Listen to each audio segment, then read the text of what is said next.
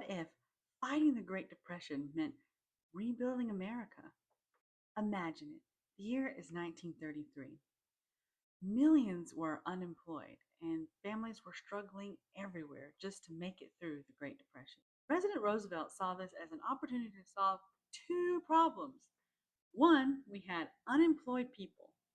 Two, we had forests and public lands that needed help. So he created the Civilian Conservation Corps.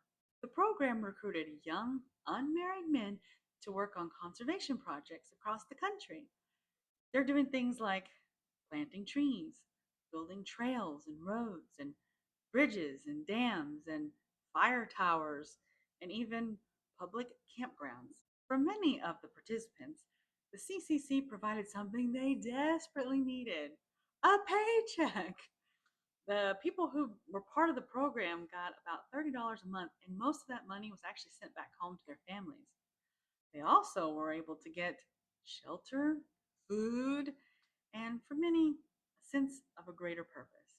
In its 9-year run, the CCC employed as many as 3 million men across the United States to work on these wonderful public lands and to continue to bring life into them, which is really the legacy of the CCC. They planted billions of trees.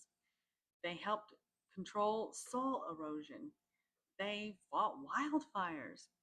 In fact, a lot of the infrastructure that you can see today in public lands and parks were from this program. While the program was open to all unmarried men in America, it was a segregated program, and the black participants were put in their own camp, and they did face discrimination. The program ended in 1942 when the demand for young men went from needing help on the land to needing soldiers.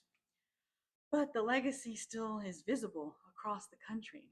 So the next time you're in a national park and you're walking across an old trail or crossing a bridge, you just might be looking at the work of the Civilian Conservation Corps. Coming up, a day that will live in infamy.